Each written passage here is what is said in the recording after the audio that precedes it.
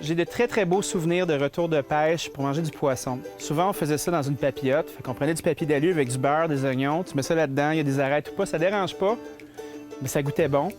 Ça goûte de bons souvenirs. J'ai envie de vous en faire une spéciale avec des choux-fleurs. Pour ce faire, on va avoir besoin de truite. C'est de la truite arc-en-ciel. C'est une truite qui est bien rosacée. On a pris la peine d'enlever les arêtes qui sont à l'intérieur. On laisse la peau dessus parce que sous la peau, il y a un bon gras qui est savoureux. Dans ma papillote, j'aurai des choux-fleurs. Un bon truc pour le parer, on prend un petit couteau, on va à l'intérieur et on contourne. On détache parce qu'on va devoir trancher le chou-fleur sur le long pour qu'il reste ensemble, pour qu'on puisse le faire griller. On enlève patiemment les feuilles, on le coupe sur le long pour en faire des tranches parce qu'on va le faire griller sur les côtés pour aller chercher de la saveur. Puis on va prendre ces beaux morceaux-là puis on va les mettre sur le grill après les avoir huilés puis bien salés et poivrés. Le chou-fleur va prendre un goût qui est noisetté. C'est assez naturel pour lui de se faire griller.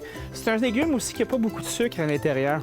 Ce qui nous donne une chance parce que plus que c'est chaud, plus ça va brûler. Donc ça nous donne la chance d'aller chercher une concentration de saveur. On poivre bien et on y va.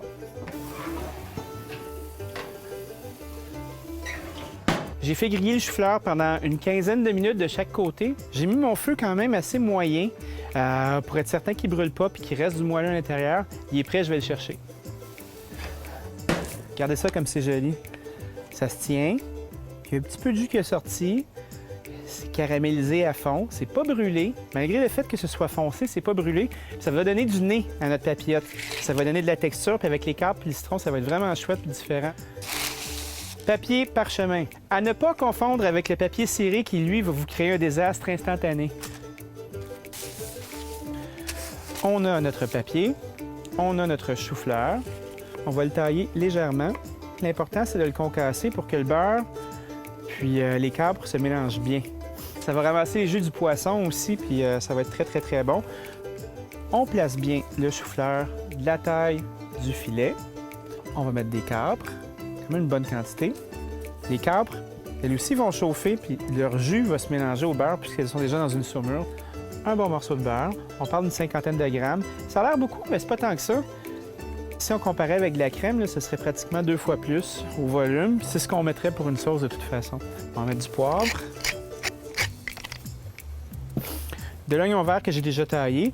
Je vais en mettre un petit peu au début. Je vais en garder pour la fin aussi, comme ça on va avoir les deux textures d'oignon. L'oignon vert qui cuit va donner un petit goût doucereux, un peu sucré, tandis que l'oignon vert cru, lui, va donner un peu de mordant à notre plat. Donc c'est bien installé. Je prends la peine de bien saler sur le dessus. Le beurre va faire le reste du travail.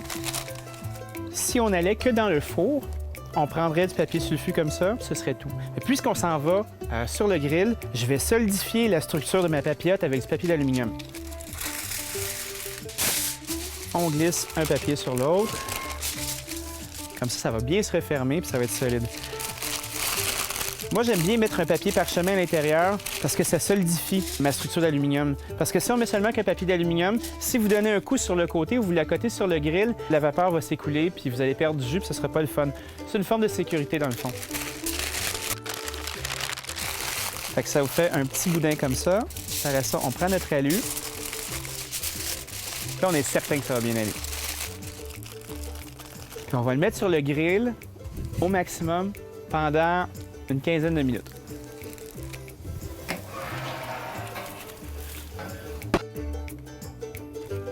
OK, ça sent, c'est l'heure.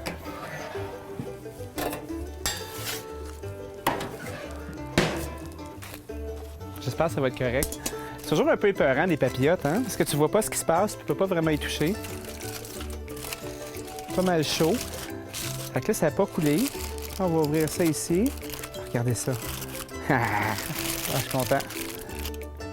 Il y a un petit jus qui est dans le fond. La peau se décolle bien. Ah, c'est chaud.